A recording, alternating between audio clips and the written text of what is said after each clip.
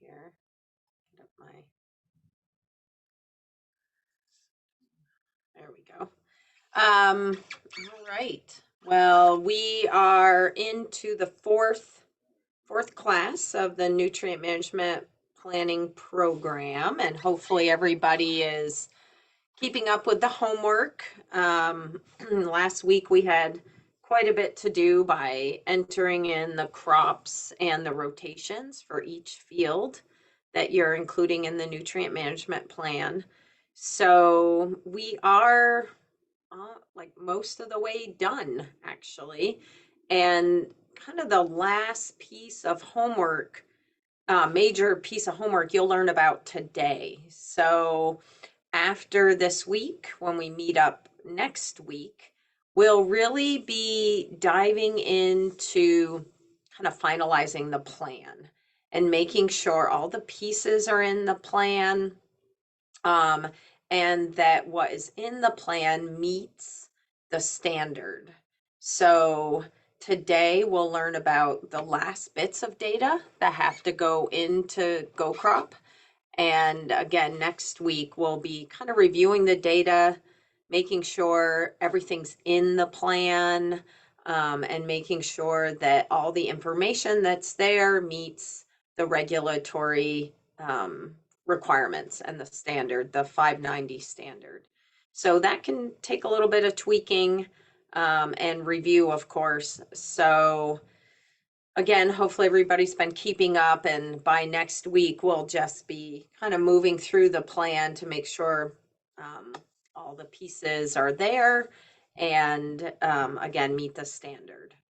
But today, to start, we're going to talk about nitrogen and various kind of pieces of your plan that are really heavily influenced by the dynamics of nitrogen. And we spend, again, a lot of time on this nutrient because it is often limiting in agricultural systems. It's very, very difficult to control and manage. But it's also really exciting because it is actually the only nutrient that you can grow on your farm. So lots to learn about and think about when we're talking about nitrogen. It is by far the most complex nutrient that we have to deal with. So nitrogen, of course, is, an extremely important component of all living organisms. And I'm sure you recognize some of these components of both ourselves, but plants and animals. So amino acids, proteins, nucleic acids. Nitrogen is just really essential. But again, we need a lot of it, and it moves around a lot and changes a lot in the system. So it's also tends to be deficient in a lot of agricultural systems. And so we have to focus on managing that. It's really interesting. I've kind of always found this fascinating, is that nitrogen in agriculture is generally the most limiting nutrient that's there. And that's interesting because there's so much around us that it's hard to believe that it could be deficient. So 78% of the air that we breathe in, that we're breathing right now, is composed of N2 gas or nitrogen gas. So again, there's a lot of it around us, and it's really about how we manage it and obtain it to make it available to our crops. So despite this abundance of N2 gas, our plants can actually only take up a couple of forms of nitrogen. And one of those forms is not N2 gas. So that N2 gas needs to be taken out of the atmosphere somehow, some way, and transformed into the plant available forms. Okay, so how does that happen? And there's a couple of ways that happens. And one way is through, I guess, human intervention, and another way is through microbial intervention. So, this N2 gas, again, we need to get it out of the atmosphere and convert it into forms that are available to plants and, obviously animals. So, N2 gas, is N with like three lines between it that represent a triple bond. So it's N, three lines, N, and you might remember this from chemistry class. But that triple bond is really, really difficult to break. And there are very specific organisms that can actually break this bond and use the nitrogen. And one of those organisms that we probably know as farmers is rhizobium, or the bacteria that are associated with legumes that can make their own nitrogen. Okay, so these microorganisms can take that N2 gas out of the soil, actually, and then they can break that triple bond using their super microbial powers, whatever those are, and make that nitrogen available to themselves, right, to form microbial biomass. And then that can become available to plants through nutrient cycling and also through special relationships that we'll talk about in a minute. The other way that N2 gas is taken out of the atmosphere and converted into plant available forms is through the Haber-Bosch process, which was actually a process that was developed to create bombs during the war efforts. And, what was actually created at the end was ammonia gas. And that ammonia gas is converted into ammonium compounds that we know today as synthetic fertilizers, such as urea, as an example. So again, the interesting thing here is that, as I mentioned, that triple bond is really difficult to break, and it takes a ton of energy. And that energy, when fertilizers are made or for the Haber-Bosch process to be complete, is from natural gas generally. And so when the price of natural gas goes up, so does the price of fertilizer. So the price of fertilizer is directly related to, the price of energy, because it takes so much energy to make this ammonia gas. What's just truly amazing is that a microscopic organism can do that very same thing in a very different way. Probably takes the microbe a ton of energy. But again, it's a process that we can capitalize on our farms to be able to make our own nitrogen instead of buying it. And I think for many organic producers that do not have commercial or synthetic fertilizers available to them, we really need to optimize this ability that we have to work with plants and microbes to make nitrogen for our crops. All right, so here's the nitrogen cycle, and we're going to go through this. I can't overstate, I guess, the importance of really understanding the nitrogen cycle. It's complex. There's a lot of moving parts. There's a lot of conversion of one form of nitrogen to the other, and along the way, this is heavily influenced by microbes, weather, including temperature and moisture and the soil conditions themselves. Okay, so we consider nitrogen almost 100%, or it is 100% a biological cycle, heavily influenced by biology and the environment around it. And along the way, as these different conversions are happening, nitrogen can be lost as well. And we'll talk about that. There's lots of different ways that nitrogen can be lost out of the system. Okay, so as I mentioned before, we have atmospheric nitrogen or nitrogen that's in the air, and that can make its way, into our farming systems or, down into like the terrestrial system through bacterial fixation. So again, bacteria that reside in the soils and sometimes on the surface of the soil as well.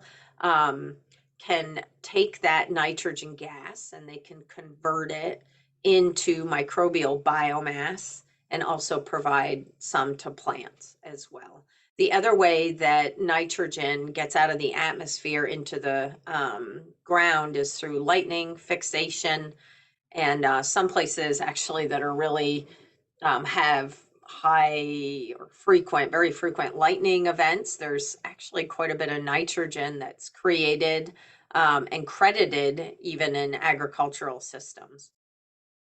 And then, of course, we have nitrogen that is taken out of the atmosphere through the human influence processes that we just talked about through the Haber-Bosch process. And that would be coming onto your farm in the form of purchased synthetic fertilizers. All right, so that's kind of how nitrogen gets into the atmosphere. And you can see some as well from fossil fuel emissions that make their way back down through precipitation as well. And you can see things cycling around, right? Going down onto the soil and then cycling through and then back up again. And so we do get losses, as you would expect, somewhere along the line. I don't know if they're really losses, but sometimes you get cycling of N2 gas and N2O, which if you don't recognize that equation there, it's nitrous oxide. And I think you may recognize that nitrous oxide is the most powerful greenhouse gas that is emitted, especially through agriculture and clearly other sources as well. So we do get losses as N2 gas back into the atmosphere, but also nitrous oxide.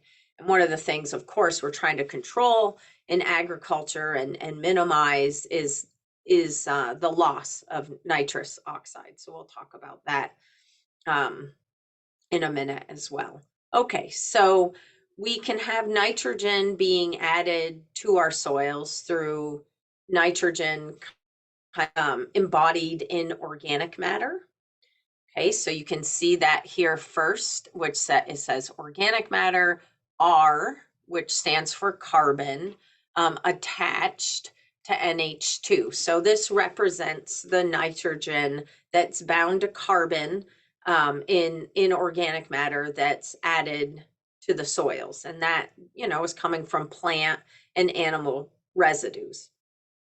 All right, and then we have fertilizers, of course, and this represents primarily synthetic fertilizers like we talked about, such as urea, ammonium sulfate, different products like that.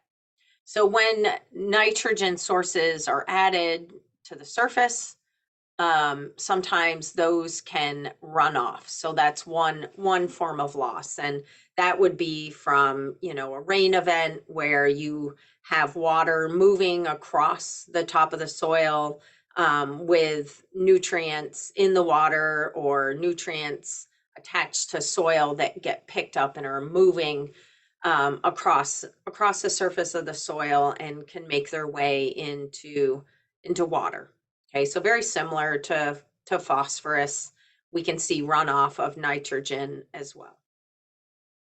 All right, so let's talk about organic matter first, because I would say that has an additional step we need to consider. So when you add organic matter to the soil, for a lot of people, it's in the form of manure, livestock manure, maybe some type of compost, or plant residues, right? So could be a sod field that's been tilled under, or possibly just crop residues that were left. If you're a vegetable farmer or growing corn, possibly you may have stalks or plant residues left, and those get added to the soil. So that's our organic nitrogen. So again, carbon stuck or attached to, associated with nitrogen. So plants cannot take that up. They cannot grow over to the organic matter and suck off. Be cool if they could do that. Or break off or bite off. Roots don't have teeth, I don't think. They should. We should we should consider that if we can. But anyway, the roots cannot, again, go over and physically remove the nitrogen that they need from the organic matter. And even if they could, it's not in the form that they can take up and utilize. Okay, so the only two forms that we know of that plants can consume is ammonium, which is this NH4 plus, or nitrates, which is this NO3 minus. Most plants prefer to take up nitrates.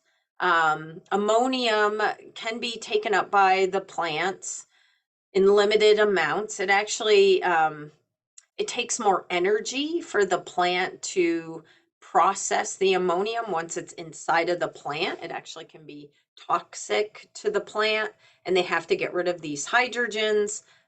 So it takes more energy from the plant. So they do prefer to take up nitrates. Okay, so they can't take up the nitrogen from the organic matter. That actually has to be converted into these other forms somehow. So how does that happen? Essentially it's through microbial conversion or biological conversion.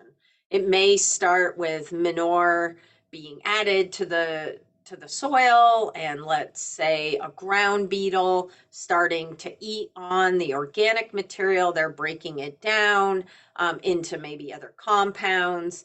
And the microbial conversion itself is called mineralization.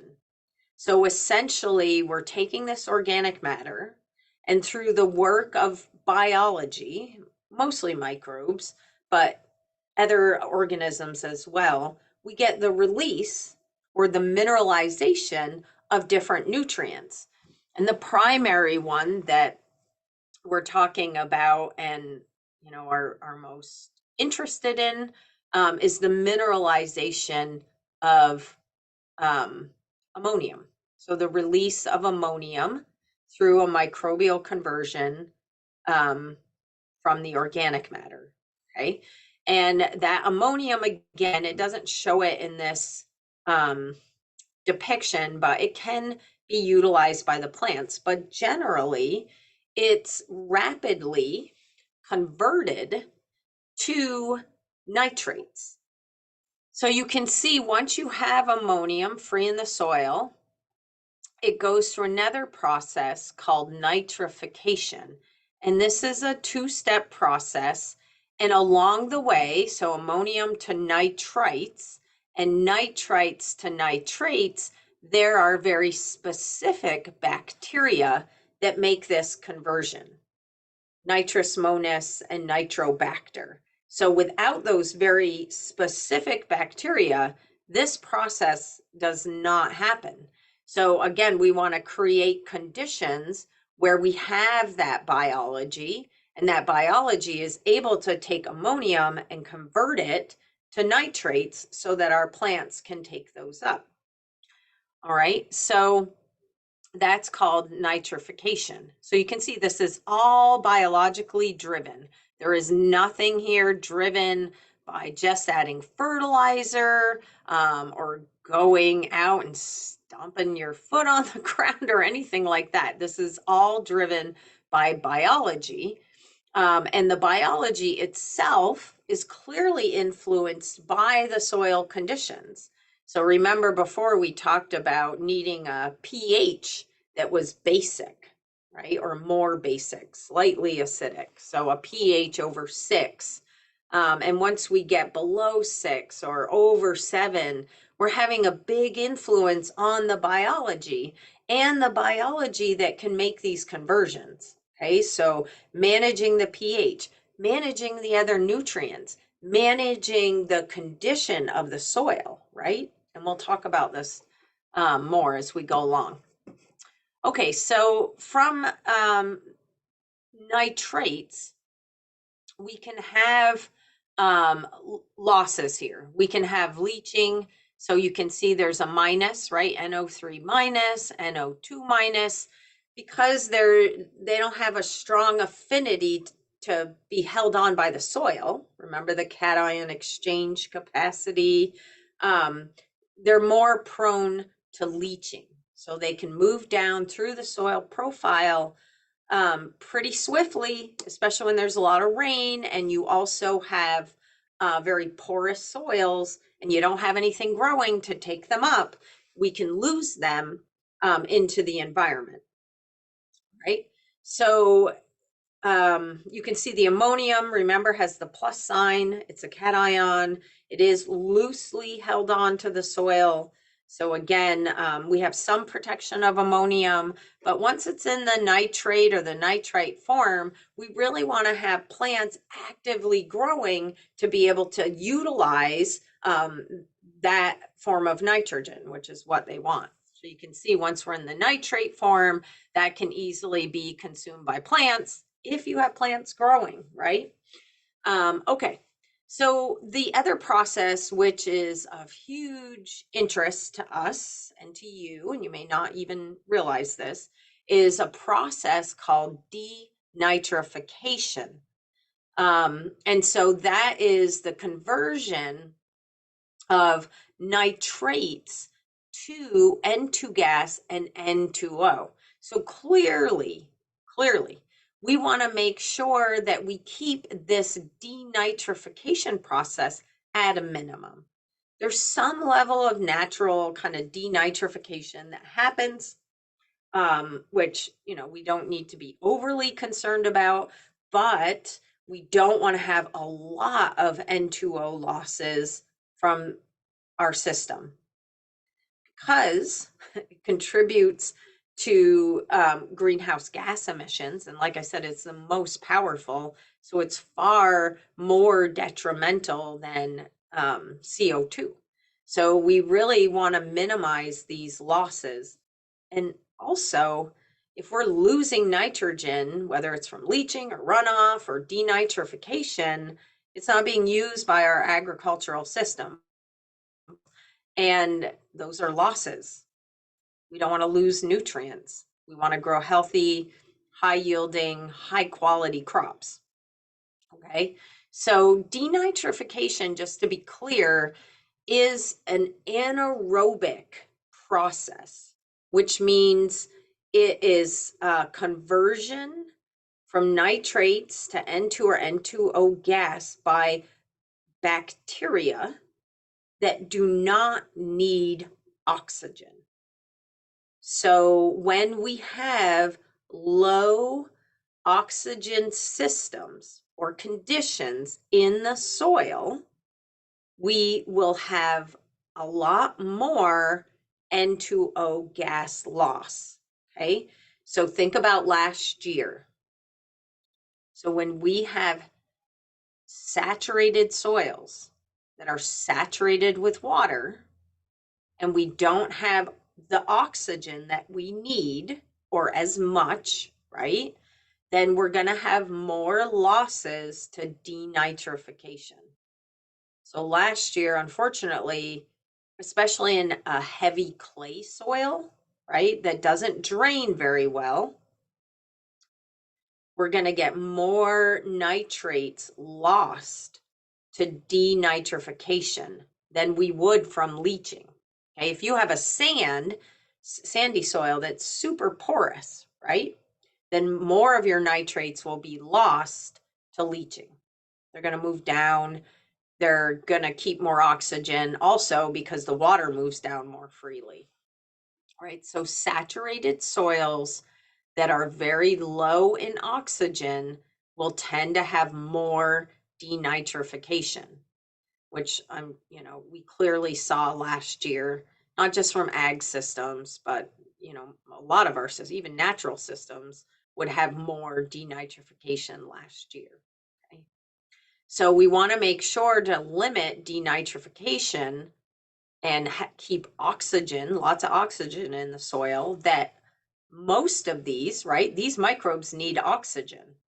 They can't do their job without being able to breathe, just like us. Okay. So in order to have systems that are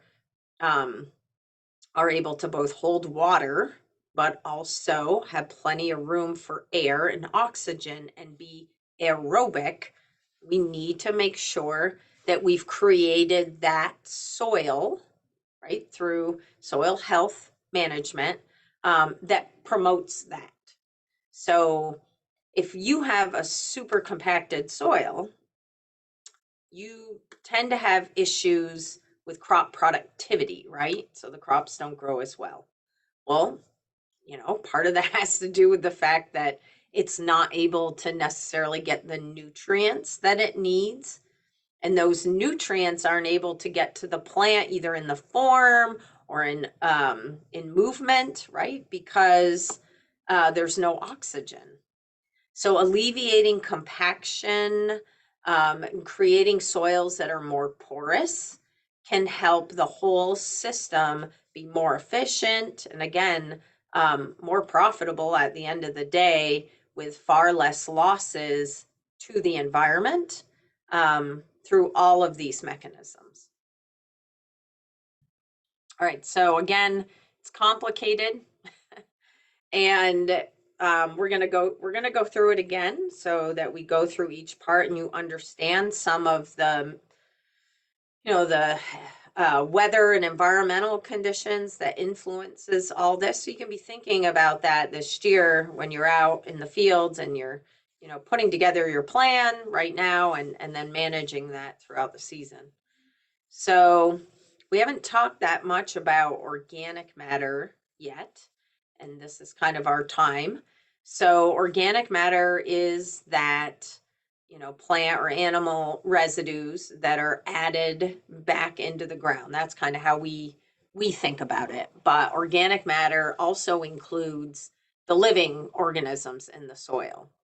So the living and the dead organic matter, we have a lot of influence over, right? Through management and what we're doing, what we're growing, and what we're adding back into the soil. So nutrient cycling itself and the ability to make these nutrients available to our crops is dependent on microbes and also the rest of the biology that's in the soil. So it's not just the stuff we can't see. A lot of it are animals that we do see. So you can see, shredders and decomposers and, bigger animals.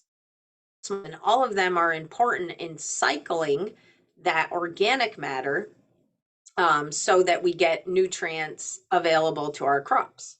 Okay. So the living, which again is what you're seeing here, the living eats, sometimes they eat the living, but the living eats the dead organic matter. And what they're eating is the kind of recently dead stuff, right? So the stuff that you might have added last year, the manure you added this year. So the living eat the dead, and then the dead gets decomposed, right? And nutrients get released and made available to our plants. All right, so again, there's two forms of nitrogen that our plants can actually take up, ammonium and nitrate. And again, ammonium is taken up less because it can be toxic to the plants, just like it can be toxic to us or animals. All right. So when we add organic matter, so maybe that's from manure or or a plow down legume or some kind of crop residue, it takes soil microbes and soil organisms to break that bond, right, and make and convert organic nitrogen to a plant available form, which is ammonium. And this is process is called mineralization. Okay, so the biology is breaking down the organic matter and through that process releasing ammonium as well as other nutrients too. Now, in order for this whole thing to happen, okay, you need to have a temperature generally over 50 degrees. So when things look a bit yellow in the spring, and it's been kind of cool out, it's generally because the microbes are inactive or relatively inactive. They really get rolling once the soil gets up to 55, 60 degrees. They kind of like moderate temperatures, just like we do, in that sort of 75, 78 range, nothing too hot. Once you get really hot and the soil gets really hot, you see that same depression of activity. So keeping the soil, in that moderate temperature is really important for microbial activity. Okay, so besides the temperature, the microbes, they need air, they need moisture, and they need a good place to live, where they can have plenty to eat and they have places where they can be protected themselves from elements, but also predators. Okay, so it's not just putting the material there. There's a lot that has to happen to that material to get it into a form that's available for your plants. And so it's not just putting it on the ground. Again, you got to have the right temperature and you got to have the right conditions. And, I mentioned the pH as well. Okay. All right. So let's talk about immobilization, which I didn't mention before, but we see this on farms quite a bit. And this is the kind of the backwards conversion where soil microbes are taking ammonium nitrogen out of the soil to feed themselves to be able to break down organic matter.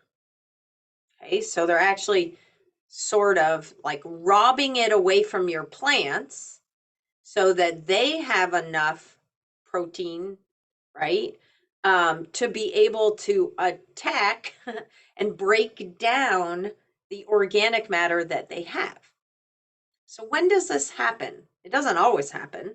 Okay, and this is where we get into talking about the carbon to nitrogen ratio. Okay, so the microbes need a certain amount of carbon and a certain amount of nitrogen to be able to fully kind of function and do their work. And it's the same for us. It's same for animals too. But when there's this imbalance, right? It's not exactly what they need. They try to balance it. So they try to balance this C to N ratio by taking nitrogen, free nitrogen out of the soil. All right. So on our farms, we often see this as an example when, let's say, you take a sawdust calf bedding. Okay, so a lot of people will bed calves with sawdust, and then there's manure and urine mixed in with this sawdust, kind of gets stacked, and then people will bring it out and land apply it, right? And then maybe it gets land applied in the spring, and you go out and you plant corn into that field. And the first thing you notice is how yellow those corn plants are, and maybe, a little spindly. So what's happening there is that the manure, in this case, that was applied to the field had a lot of carbon and way more than it had nitrogen, right? So there's more sawdust in there than kind of manure and urine. So that created a type of organic matter that had a really high carbon to nitrogen ratio, and it could be like 60, 70, 80, all right? Where you're really looking for things that are in the 20 to 30 range. So normal, like not normal, but just cow manure would maybe be 20 to 1, where if you added sawdust into that, it could be 80 to 1, right? So in order for the microbes to just try to break this down and utilize it, they're going to have to go get some nitrogen to do that. And they do it right away, you know? And so if you're planting directly after, you know, applying that type of material, we say the nitrogen is tying or the microbes or the type of organic matter is tying up your nitrogen. Okay. So, you know, there's something to be learned there. Don't put on a high C to N organic amendment when you're getting ready to plant a crop because it likely won't turn out that well. Now remember, these things are always cycling. So it's not like it's not the end of the world, and eventually things kind of balance back out, and the nitrogen that those microbes took up from your soil to break down the sawdust eventually get released back into your soil. So depending on what it is, that tie up can be pretty short term, right? But it does happen, and that's when we see it happen is when people are applying these really high carbon amendments. All right, so mineralization, immobilization, and now nitrification. So that plant available ammonium nitrogen um, will be converted pretty rapidly, again, depending on the conditions, by soil bacteria to plant available nitrates. Now you can see here we need some of the like similar conditions. We need warmer soil temperatures. We need higher pHs, nitrous monas and nitrobacter, like higher pH. Again, you know, they need a good home to live in. The other thing to recognize is that when you have a lot of ammonium nitrogen and you get rapid conversions, you can get a slight dip in the soil pH, but you know, usually over time, it's not a big deal. All right, so denitrification happens when oxygen is really limited in the soil. And so that can be, you know, maybe compaction, it could be just water saturation. It can be a lot of factors. I mean, in the soil in general, there's always a little anaerobic spot here or there, and that's not a big deal. It's just when we get a lot of anaerobic scenarios or situations where we're really concerned about this. And again, this is soil bacteria, different bacteria that survive with no oxygen, converting your plant available forms of nitrogen to nitrogen gas and nitrous oxide. All right. So the other loss that is super common on our farms and something we need to manage and should be managing is the loss of plant available forms of nitrogen, especially those that are in the ammonium form, to volatilization. So essentially, this is a conversion of ammonium nitrogen to ammonia. Okay, so it's kind of, again, going backwards where we've added, let's say, urea. Okay, so any kind of ammonium form of nutrient or fertilizer or amendment. So any kind of ammonium-based synthetic fertilizer and manure. So manure, especially liquid manure, has a lot of ammonium, free ammonium, I guess, in it. And so when we apply this to the soil, to the surface, okay, the combination of the ammonium with different weather conditions and the soil pH, bacteria can convert that ammonium to a gas. And that gas then gets lost into the atmosphere. So we see volatilization primarily when fertilizers, whether it's live or some kind of livestock manure or ammonium-based fertilizer, to the surface of the soil. So volatilization is pretty common on hay fields, I would say, and also on other crops where we're surface applying fertilizers that don't get incorporated into the soil. Once the fertilizers or manures are incorporated into the soil, there really is no real risk of volatilization. Okay. So we want to try to minimize volatilization losses. They can be huge. They can be almost 100% if the conditions are just right. But in any given year, when we're surface applying nutrients, maybe with the exception of last year, if it's warm, if it's windy, if we're going from like moist soil with wind and you get this rapid drying conditions, just really conducive for volatilization and loss of ammonium to ammonia gas. All right, so let's talk a little bit about managing our soil livestock. And, you know, you're all farmers here. Some of you aren't, but you're working with farmers. And just like we would, take care of our livestock, our chickens or our cows, beef cows, goats, sheep, um, we need to do the same for our livestock in the soil, below the ground. Some of them live above the ground too. Okay. So we have to think about what do they need, because they're doing very, very important work for the farm.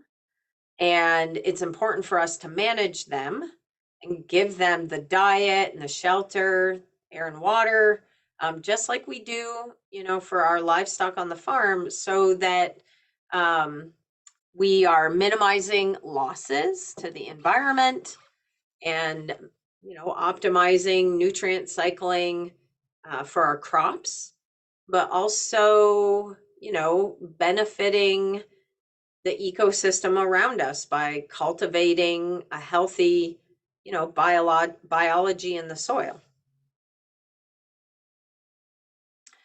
So one of the things I want to talk about is, how to create a soil that is conducive for crop growth, biology growth, and really, and protection and resiliency for our farms.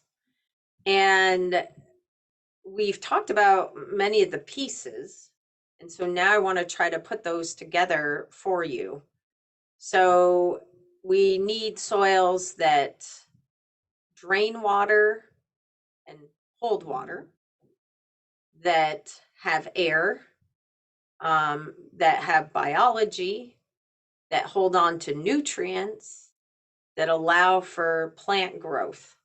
So there's a lot there. Like the soil doesn't have it easy. We're expecting a lot, and we have to give something back so that it can do what we need it to do, right? So it can do it on its own, but not when we're, um, not managing it the right way. So let's dig into that a little bit. Okay, so here we have two pictures. I'm sure you can pick out the one that we want to achieve, which is the one to the right, right? And we call this well aggregated soil. And then to the left, we have this other soil, and it says crusted. But it's clearly very different, right?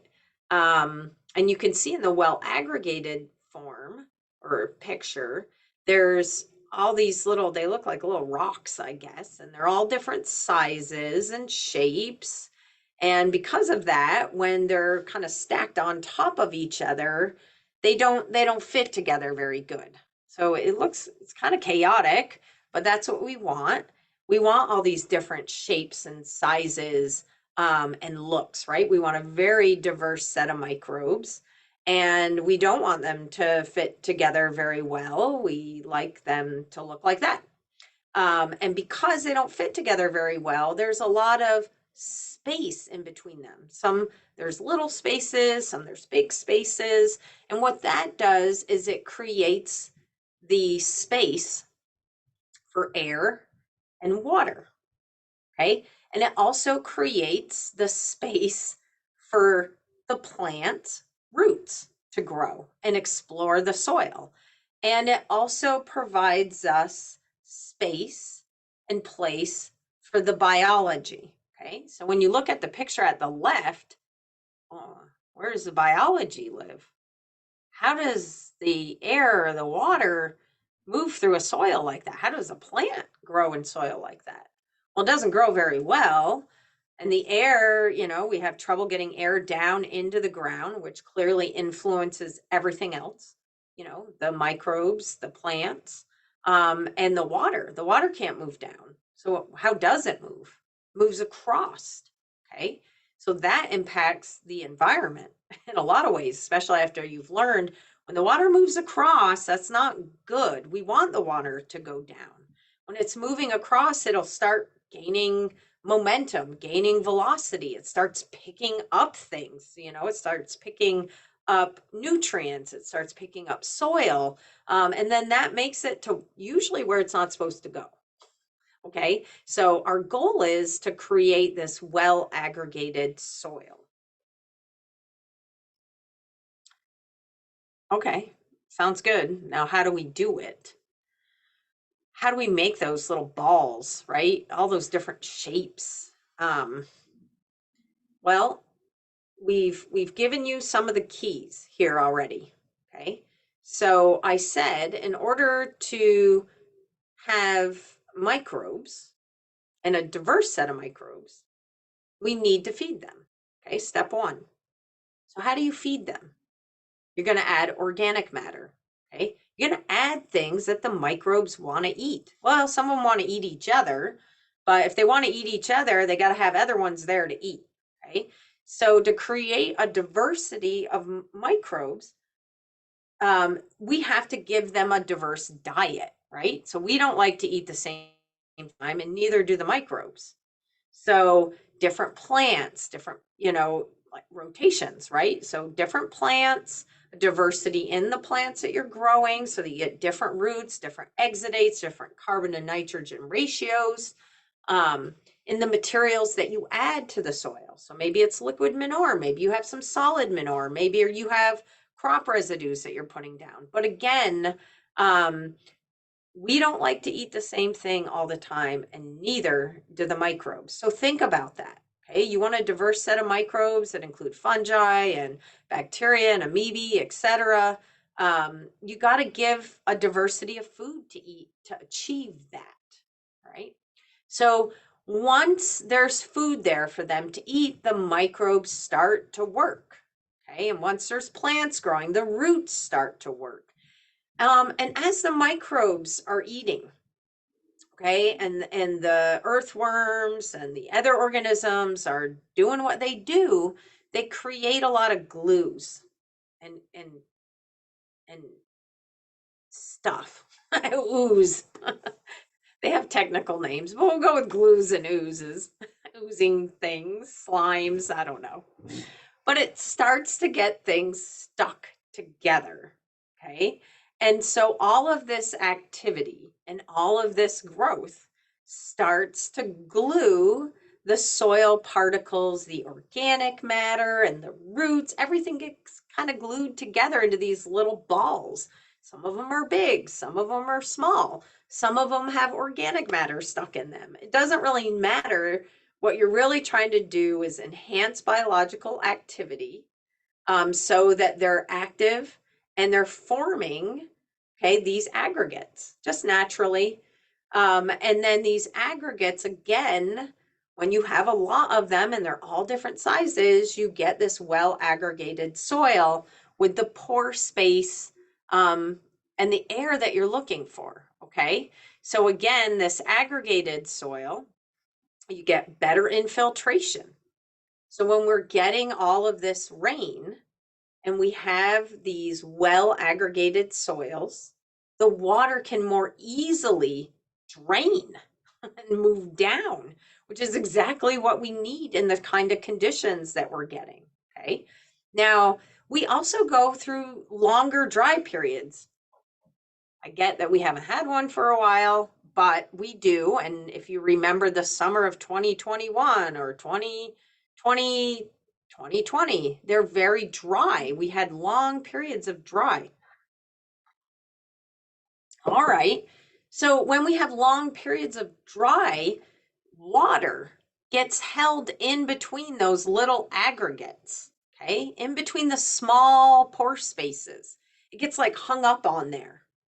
But that's great, because when we don't have a lot of moisture, that water that's stuck in those between those little pores is what your plants and what your microbes are going to be able to live off during a drought. So the better aggregated soil you have, the better it is to withstand drought, and the better it is to withstand, excessive rain or any kind of rain, really, for that matter. So this is really, really critical to building resiliency on your farm. All right. And it's easy to destroy these. But I will say it's also easy to build them if we put, the thought into it, and we understand what needs to happen and why we need these aggregated soils. They need to be strong aggregates too. Like, we need to build tough soils so that when they do get hit by rain, okay, if a raindrop hits this aggregate on the top, it doesn't just shatter. Okay, we want it to hold tight. The more glue there, the tighter it's going to hold, um, through all this excessive rain. Okay, and that's done through some things we'll talk about here in a minute.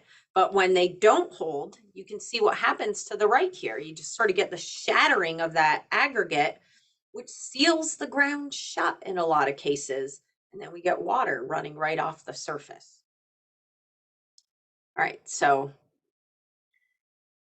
I've been now, I don't know when I went from being the new person to like now the old person. Now I'm the old person, so I can say, "Oh, I've seen a lot of things," which I have. Um, and every year I see something new, though, so that part hasn't changed.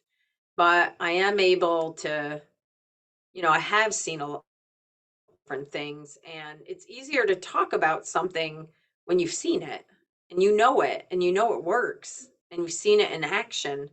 And that's why because it was probably one of the most influential moments in my career and has stuck with me ever since. And it wasn't 20 years ago, but it was in 2007. I remember the year, I remember the storm. I remember what happened to a lot of farms where, I think we got 7 inches of rain in a very, very short period of time. It was probably, I think it was mid-June. A lot of crops were in the ground and they were growing. They weren't very big, but then we had this sort of torrential rainstorm. And you can see the soil here. This is Virgin's clay. And I got called out, because this farm's corn had just washed away.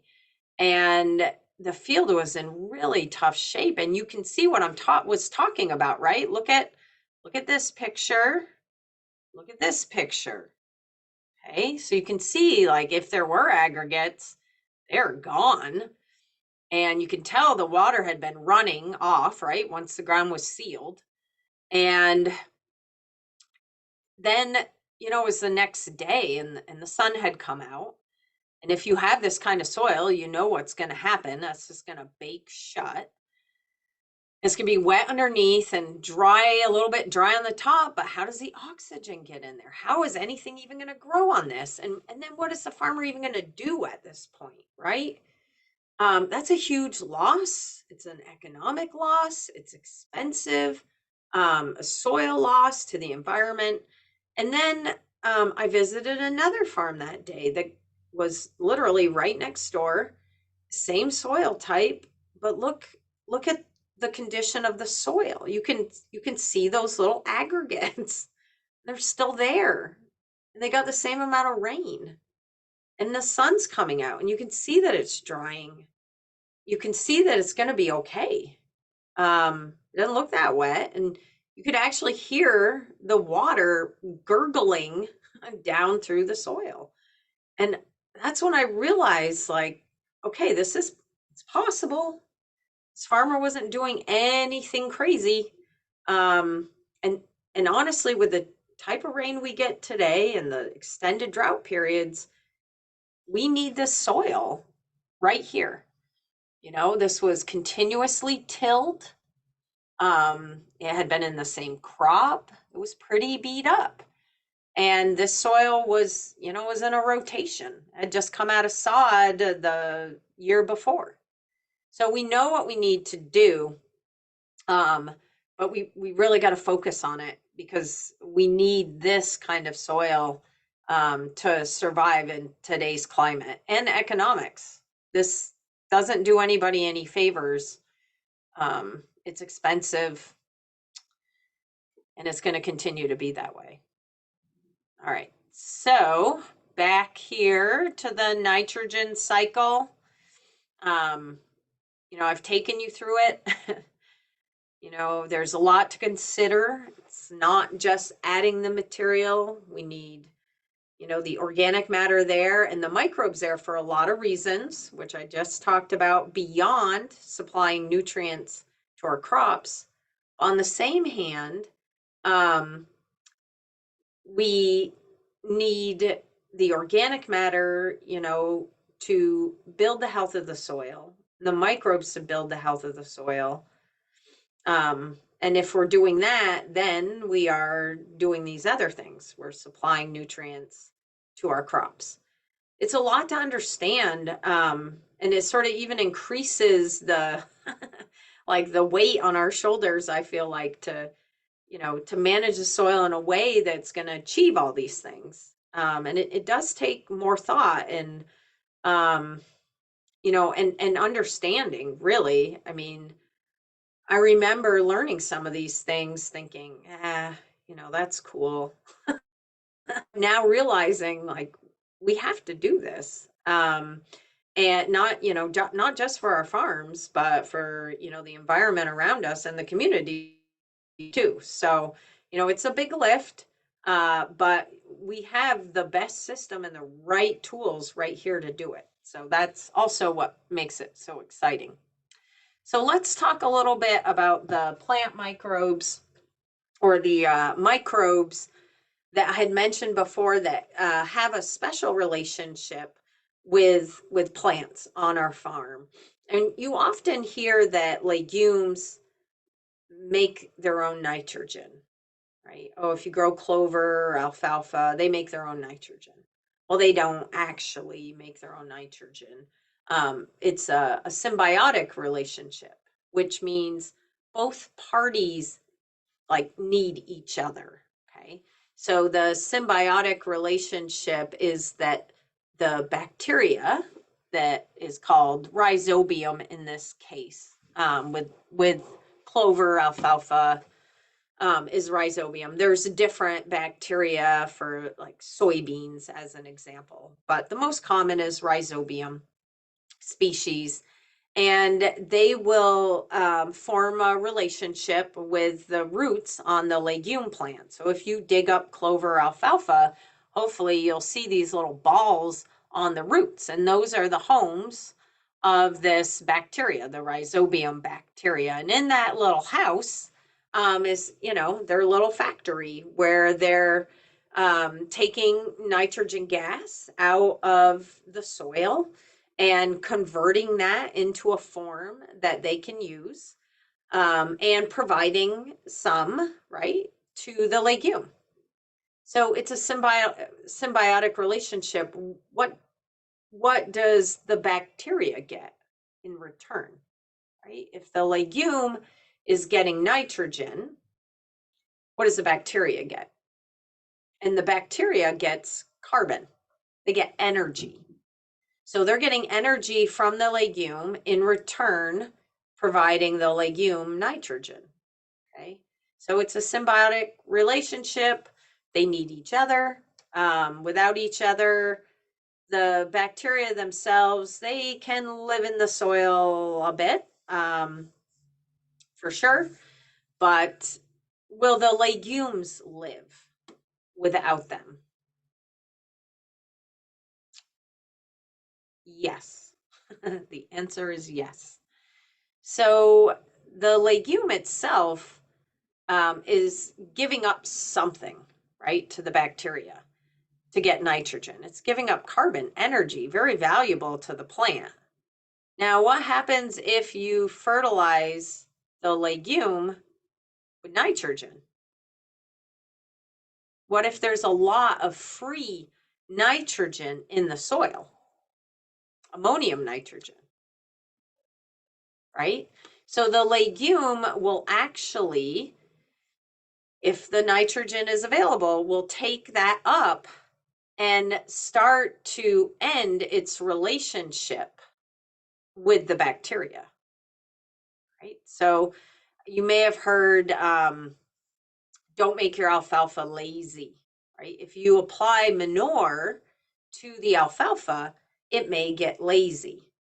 And we say that because it'll stop fixing nitrogen with the rhizobium because there's plenty of nitrogen there. So the benefit to having the legumes on your farm can be multiple fold for people, but for many people, having those legumes helps to feed the legume, but also the grass. Okay,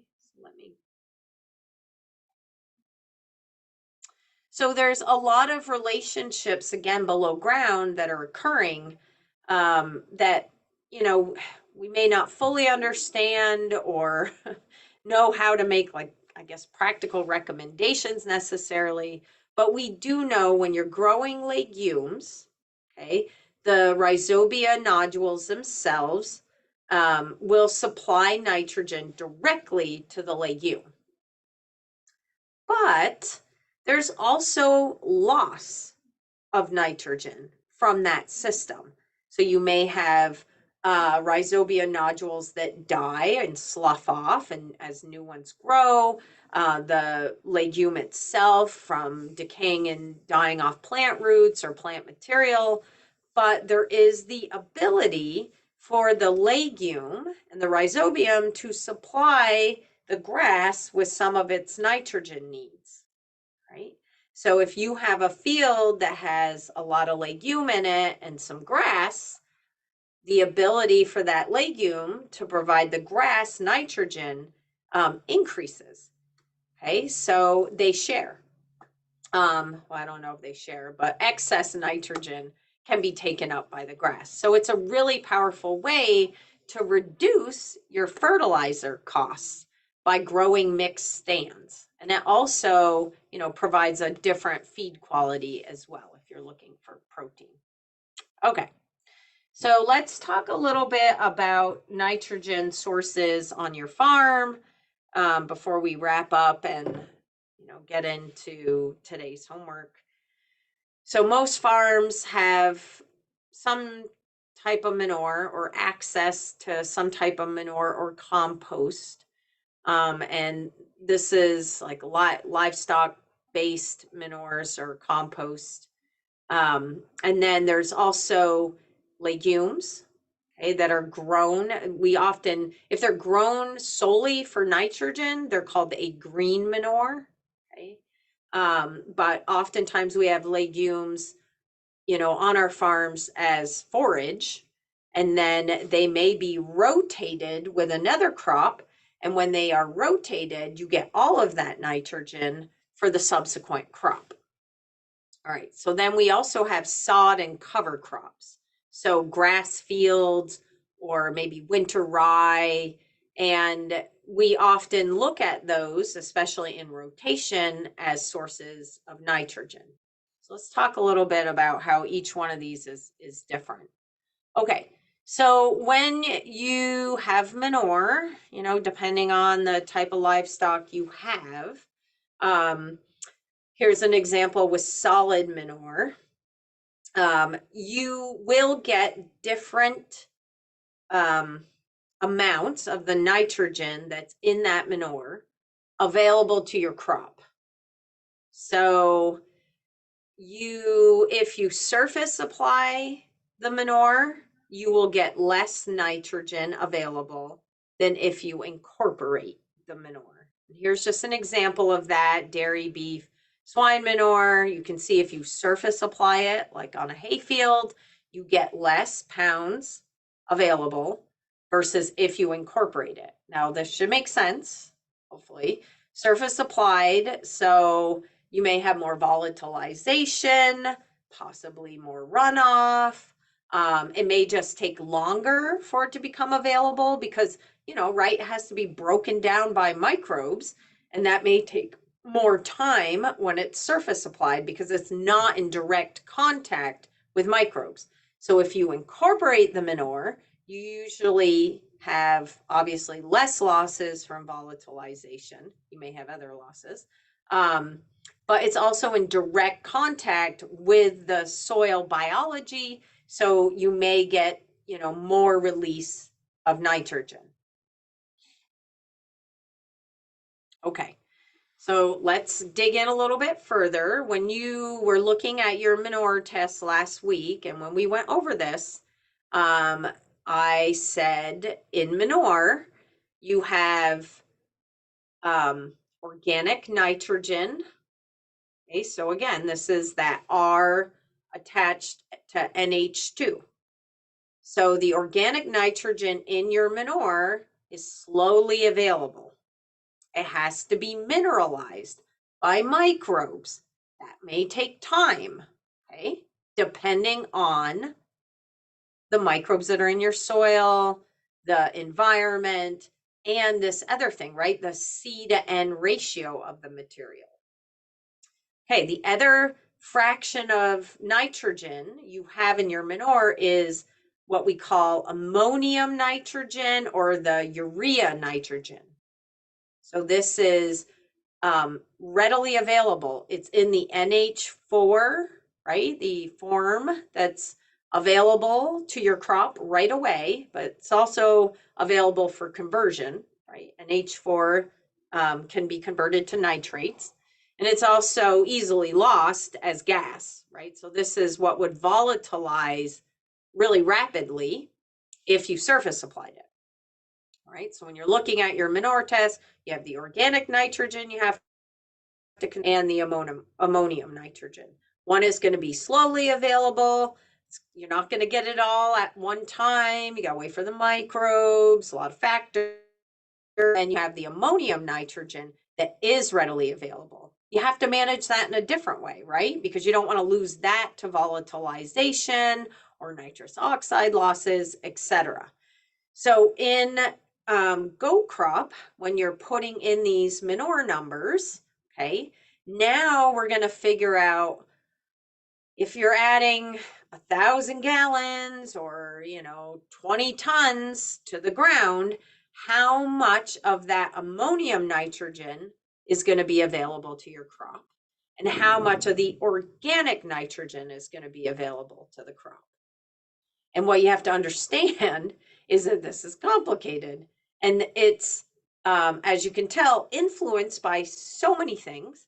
We're essentially making a really good educated guess and prediction, but we have no control over how much rain we're going to get, what the temperature is going to be, how compacted your soil is, how biologically active it is.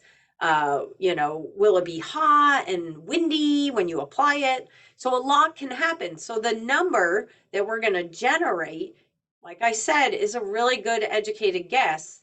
But with nitrogen, as mentioned before, which is again why we don't show it on a soil test, you probably, see why now, is that it is so dynamic, so much can happen to it that we do have to watch it more closely.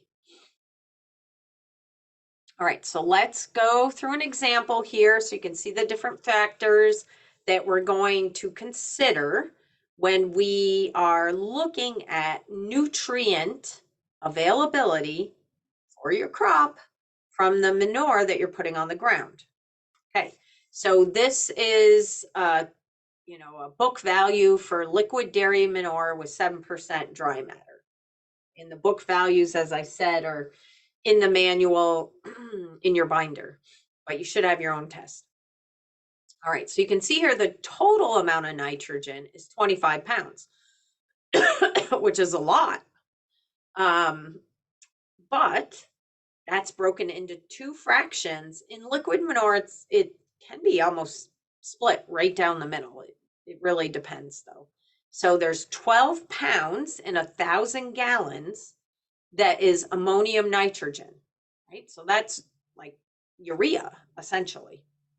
And then 13 pounds per 1,000 gallons that is organic N, slow release. How much of that are we going to get? We know the biology's got to do its business, and that may take some time. Okay, so now we have to figure that out. If we just say, well, I'm going to get 25 pounds for every 1,000 gallons, and I put on 7,000 gallons, I'm going to get 175 pounds of nitrogen. Wow, that's cool, right? And 84 pounds of that is going to come from, or will be in the form of ammonium nitrogen, and 91 pounds in the organic N form. Plus, we're getting 56 pounds of potash and 100 or phosphorus and 140 pounds of potassium. So 7,000 gallons, that's a pretty typical rate, especially on cornfields. So now if you just said 175 pounds and you didn't apply any more fertilizer, you might be disappointed because of losses, right? So we're going to talk about that and breakdown and mineralization. Okay, so incorporation or losses after spreading. Let's start with that. So ammonium availability. So this is the fraction of the manure that is like fertilizer, right? Plants can take it up right away. So when you apply ammonium nitrogen to the ground, and you don't incorporate it, you can see that as days after spreading increase, the amount of loss also increases.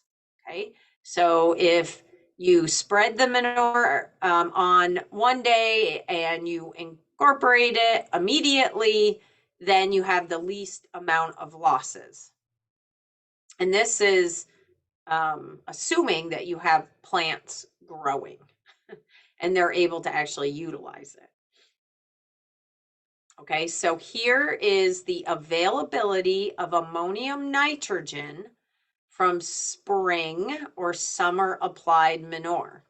And it's in percent fertilizer and equivalent. So essentially, this is all available to your crop if you get it into the ground as soon as possible.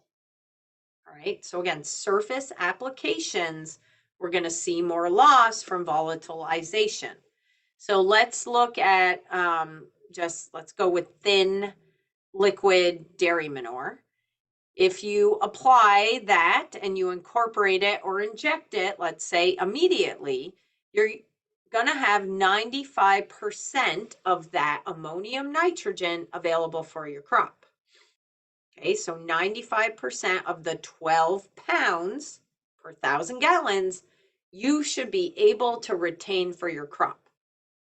Okay, and so the longer you wait to incorporate it, the more losses that you see.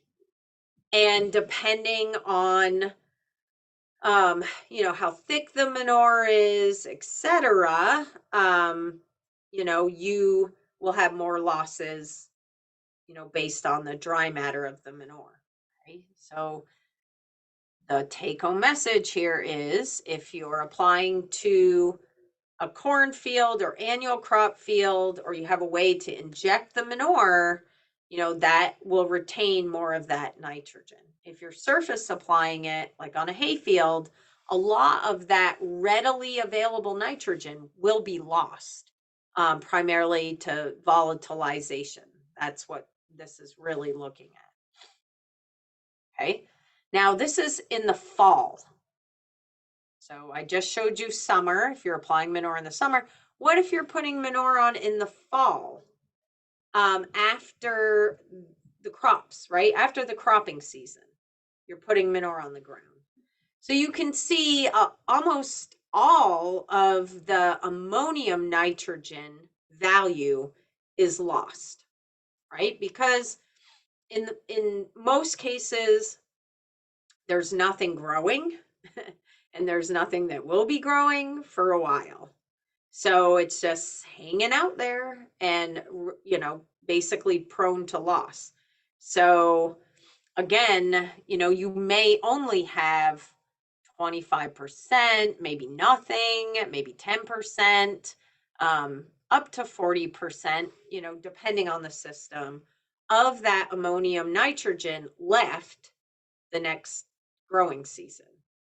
So you can see, if you can wait and apply manure in the summer and spring, you're going to get more of the available nitrogen for your crop and less loss. Okay. So what about the organic fraction, right? We're talking about the ammonium nitrogen. And the ammonium nitrogen is readily available, but the organic nitrogen takes time. So we want to calculate how much of that are we going to get in a given year. So you can see we make a prediction based on research, but a lot can influence this, as I already said. So we start with the dry matter content of the manure, and then we look at the drainage of the soil. So in a well to moderately well-drained soil with 20% or less dry matter in the manure, we would expect to get 36% of the organic nitrogen value available to the crop in that year if we till the manure in the ground. If we apply it on the surface, you can see we get less. We get 24% roughly. Okay, so just puts it in direct contact with the microbes. Surface applying, you don't get as much. It takes more time. Okay, now when do you get this? Current year. Well, that doesn't necessarily mean it's always timed with when your crop needs it. Okay, so that's the other thing we have to think about and consider. So where does all that nitrogen go that isn't available, right? If we're only getting 36% of it, what about the rest of it? The other 60, 70%. I mean, it's in the organic form. We're not losing it. It just takes longer for the microbes to break it down, right? So you get more nutrients the next year, and then you get more the year after. So when you apply manure this year, you will get nitrogen for about 3 years after that from that organic material. So you should be taking credit for that, right? So if you put on some this year or you put on some last year, you want to keep track of that because you're going to get some of that nitrogen in subsequent years. And we will do that in nutrient management planning so that you make sure you're tabulating those things because it does add up. And, being a little more accurate about it will help you hopefully get what you need for your crops versus underestimating or overestimating. Okay. So let's talk about credits from legumes. And I have alfalfa up here. I know we don't have a lot of alfalfa stands, but just, to use this as an example, alfalfa is probably the top nitrogen fixing legume that we do grow.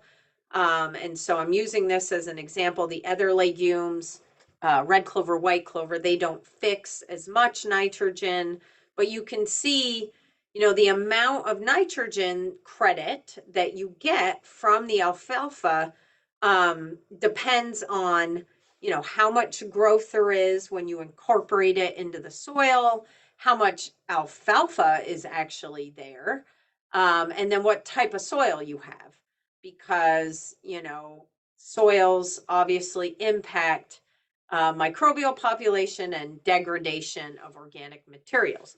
So you can see if you have a really good stand of alfalfa, which most people wait and terminate it once they don't have anything left. But if you have a good stand greater than 70% and you terminate that, and this is through tillage, this is looking at tilled under alfalfa, and you had 8 inches of growth on the top, you would get 190 pounds of nitrogen per acre, which clearly is a lot. So it does, really pay to have a better stand of legume when you're actually rotating because you're going to get more nitrogen for the subsequent crop. And you can see if you have less regrowth, you get less nitrogen because the nitrogen of alfalfa is embodied throughout the whole plant. You have the nodules down below and the roots, and then up above, you have the green matter. And the green matter actually, right, alfalfa, if you harvested that, you'd have 20 some odd percent protein. So, there's a lot of nitrogen in the above ground biomass of alfalfa, of legumes. So, if you have a little more regrowth on the top and you incorporate that, you're going to get that right out of the starting gate because it'll decompose quicker, right? That green lush material than the roots down below. They take a little longer to decompose. All right. So, red clover and soybean nitrogen credits and or sod. Okay. So a lot of the times when we terminate a hay field or a pasture, it's primarily grass, and we don't get as much credit, nitrogen credit for sod. And that's because, if the majority of it is grass, it's not making its own nitrogen. It doesn't have the nodules down below that are going to give you more nitrogen. So when you terminate a grass crop or a grass cover crop, what you're doing is bringing the nitrogen that's just embodied in the plant itself back into the soil. So, when you terminate you might get 100 pounds, 70 pounds. We'll determine that, in class, but you don't get as much as alfalfa. And same with cover crops. With a rye cover crop, you can get anywhere from really nothing, depending on the size, up to about 90 pounds, again, depending on the biomass and when it's terminated. All right. We're running out of time, so want to be respectful of that so we can get to our homework. But when we're talking about fertilizers and fertilizer nutrients themselves, we want to make sure that we're calibrating, we know what we're putting on the ground, whether it's manure or whether it's purchased fertilizer, so that we can do right by our crops by the soil and by the environment. I've said this a number of times throughout the class. So again, the nitrogen cycle is complicated. It's driven by a lot of forces, many that you do not have control over. So that's what makes nitrogen really hard to manage, is that you can add, organic matter, we can calculate what we think you're going to get, and then we could have a really cold season or a lot of rain or, any number of factors that could shift that amount. And so that's why, visiting the fields, using observation, using some in-season nitrogen tests can help you manage the crop better. All right, so I just wanted to talk quickly about nitrogen inhibitors. There are nitrogen inhibitors that can be purchased to apply in your manure or to coat your fertilizers to basically reduce the risk of losses. So remember, I said when you apply urea-based fertilizers or ammonium-based fertilizers or manure to the surface, you can lose that through volatilization. If you apply an inhibitor, a urease inhibitor, that will keep the ammonium from volatilizing, or at least very quickly. It can protect it for several weeks. And that's really important in today's climate where, things are more extreme. Okay, so there are a number of different inhibitors that people are using and purchasing. They can do very different things. And, if you have questions about inhibitors, we're happy to answer those. And especially happy to help talk about what inhibitor might work the best in whatever case you're trying to use it in. Okay, so I think that's it. Oh, one last thing. I did want to talk about this. We talked about soil tests last week and nitrogen recommendations and why we're not testing for nitrogen, and the fact that we estimate really the need of the crop based on the soil type, drainage class, and some other factors. Now you can see why. It's a difficult thing to measure, and it's changing all the time. So, we make recommendations based on, the kind of yields you want to get, the demand that the crop has, as well as some of the soil and environmental factors. One of the things I just want to make sure people understand, and we talked about this, is that when you are growing perennial forage and you're growing grass utilizes and needs a lot of nitrogen. So when you look at the top here, you can see grass with less than 30% legume. When you're trying to get 3 to 4 tons of dry matter, which is what most people are shooting for, you need to apply 50 pounds of nitrogen in some form following each harvest or for each harvest to be able to obtain this kind of yield, okay? Which ends up being anywhere from 120 to 160 pounds of nitrogen a year, which is which is equivalent to what a corn crop needs. Okay, so grass and corn, they're both grasses, and they both need a lot of nitrogen. Now, thankfully, when we're growing grass, we can also grow legumes with the grass. And that is going to reduce the amount of nitrogen that grass needs. So if you look down here where it says more legumes, less N required, once you start to get 30, 40% and higher legume in the grass mix, the amount of nitrogen that you need goes way down.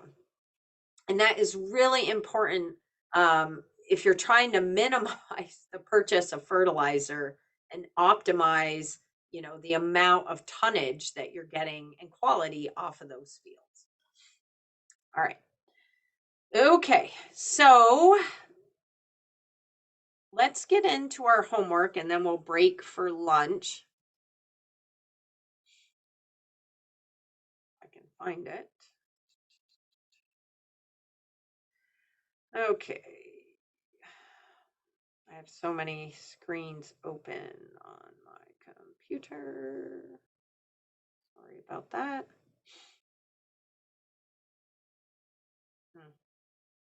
Give me 1 second here.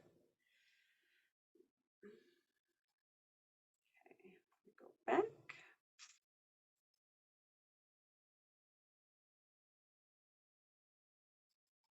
Okay. All right. I know there's chicken and biscuits here, and I don't want to hold that up. Okay, so this week, you're going to go to fields. You're going to go into each field and you're going to fill out the nutrient planning tab for each field on your farm. Okay, and this is the last major lift for data entry, but it's big and it starts to pull all the pieces together. Okay, so here you can see this table and it says balance of planned nutrients, pounds per acre. Okay, so then you can see nutrients. It shows N, P, K. In this case, it shows copper. It may show other nutrients based on what you added for your soil test. Okay. All right. So based on the crop that you entered and some of the other information that you have already entered in the plan, there should be a recommendation here. Okay. So you didn't add this in. But you added in the pieces that the system needs to generate a nutrient recommendation. So if this isn't here, then you're missing something. You haven't added in all the information you need. Now, what needs to be accurate here is the crop that you're growing and also, the projected yields.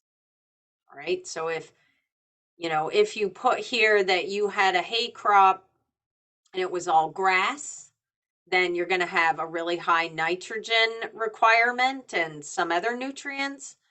But if it's actually a 50-50 grass legume mix, then you need to make sure that that is represented. Otherwise, the nutrient recommendation will be wrong. Okay. Okay. So the nutrient recommendation is here. You can change it if you want or need to. Okay. You can edit it. And you may need to do that, hopefully not. I can think of some cases, but really this should reflect what you're putting in the plan, right? You can see I'm hitting these buttons here to see what's going on and if I want to edit that. Okay, so then it says past year nutrients. Okay, so it says nutrients recommended, nutrients from past years. So remember, we just went through this with manure, where it said I get 30%, 6% of the organic nitrogen value in the current year. And then, a year after that, I'm going to get some. And a year after that, I'm going to get some more. Okay. With a plow down sod is the same thing. The first year, you're going to get some. And then the second year, you're going to get a little more. And then the third year, you're going to get a little more. In our first year of nutrient management planning, we usually don't have folks fill much out here. Okay. I'm gonna show you at the very end, But you have to have good records to be able to do this. So, past year would be the manure that you added in the spring and summer of 2023. And that past year will also be the manure that you added in the spring and summer of 2022. Okay. If you don't have those records, just stay out of there. You don't need to add anything in there. It'll get, just kind of confuse most people. Okay, but if you have good records and you want to dig into that, we can do that with you, but I would ask for help. Okay? All right, what I really want you to pay attention is nutrients from manure. This is the manure that has been applied or will be applied that is going to feed this year's crop. Okay? So if we're talking about corn or grass or soybeans or vegetables, whatever you're growing, when you apply manure in the spring 2024 or in the summer, okay, of 2024, that manure value will go to the crop that you're growing this year. Okay. The manure that you might have applied last fall, okay, so October, November, December, those nutrients will also be used by the crop this coming year. So you need to account for that in the manure tab, okay? Not in the past year tab. Just stay out of there. I'm going to actually just say that. Just stay out of there. I don't want you in there. It just gets too complicated right up from the get-go. Okay, so you should be writing this down. Manure tab. Click down. Okay, you can see I have one application in here for mid-April 2024. It's coming out of the small pit. And I'm going to put on 7,000 gallons an acre. And when I do that, it's telling me that I am going to get 112 pounds of nitrogen, 56 pounds of phosphorus, and 140 pounds of potassium and some copper. Okay. So that's great. I can edit that if I need to, but no reason to do that now. Now this field I also graze. So I hay it, I take off the first cut, and then I graze it after that. All right, so you can add in manure from grazing as well. In total, all the manure that I have put on for the crop that I'm growing equates to 116 pounds of nitrogen, phosphorus, potassium. Okay, so that's the manure that I've added or will add to grow this year's crop. Fertilizer. Yeah, see here. Balance. Okay, that's how many more nutrients I need based on the soil test. Yeah. So I need more nitrogen. I needed 160 pounds. I only put on 116. I need 40 more pounds to meet my yield goal. I'm pretty good on phosphorus, and I've over applied a little bit on potassium. So I'm looking pretty good, but I'm going to add some fertilizer to make up that difference. Okay, so I'm going to put that fertilizer on in June. And I'm going to put on my grass top dress, and I'm going to put on 100 pounds. Okay, and you can see it asks me how I'm applying it. I'm going to broadcast it, not incorporating it. Okay, that's good. Let's save that. Okay, it's in there. Good, good. All right, now I feel pretty good about this. I'm pretty close to meeting the needs based on the soil test. I've added manure. I got my fertilizer. Okay, I feel pretty good about this field. I'm going to, oh, wait a minute. Shoot. I forgot I put on manure last fall, right? I put on manure last fall. So I'm going to add that in because that manure we're going to use, my crop's going to use this year. It's not going to use it last year. It was put on too late. All right, so I put that manure on this field in November of 23. Okay, and that came out of the stack. I put it on in the fall because it needed time to decompose. It was that straw, and I didn't want to get in my hay equipment. So I put on 20 tons, and I didn't incorporate it. So now I'm going to save that. Okay. All right, that's it. So there we go. Oh boy, shoot. Now I'm over. All right, so I don't need that fertilizer, right? So I'm gonna go back and I'll probably take that out later because now I'm kind of way over. I don't want to be way over like that. And maybe I can't be either. Okay, but we'll talk about that next week. Okay, so what I want you to do is put the manure on the field, if you have manure that you normally would put on the field. Okay, so what you put on last fall, if you put anything on, and then what you would normally put on, this spring and summer.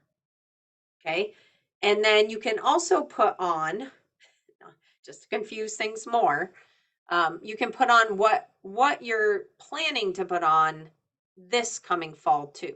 So I'll put that in here. Do.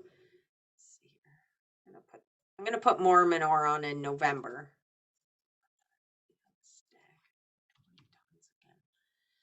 All right. Okay.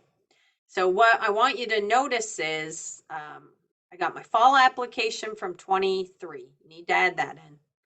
I'm putting manure on in April before first cut. Um, and then I'm grazing, and then I'm gonna put my usual 20 tons on this coming fall too. Okay. And you can see right here it says this application will count towards next year's balance. So it's not including it here, but it'll include it next year. Okay. So you're going to put on your fall 23 applications if you did any, what you're going to put on spring, summer, what you're going to do this coming fall, and if you have any manure added from grazing. Okay. And that's it. I want you to do that for the fields on your farm that are going to receive manure. And then if you're planning to put fertilizer, put that on too. And if you want to jockey around with keeping this in balance, go ahead and do that. But really this week is to kind of put into the system, the manure and fertilizer that you would normally apply or that you want to apply, okay, and see how close you are to meeting the recommended needs of the crop based on the soil test. Now, next week, we're going to dig in to making sure that what you kind of normally do meets requirements of your crops, but also of the environment. And so we'll be looking at these nutrient indices down below. And you can already see here that if you look at the P index, I'm very high, right? So we gotta change something. I gotta take away some of the manure I'm putting on because it can't be very high, right? If it's very high, I can't add any manure, any phosphorus. So I'm gonna have to make some adjustments, and we'll work on digging into those next week. But it'll be enough to get the manure and the fertilizer in this week. All right. So I'll end with that. And again, if you need help and you're online, I'll be on. And for those here in the office, we can dig into this more as well. Okay, so that is it for this week. Fill out the nutrient planning tab for every field, manure and fertilizer. And then next week we'll kind of try to wrap up these pieces and make sure everything's in alignment. All right. Okay. Time for lunch. S-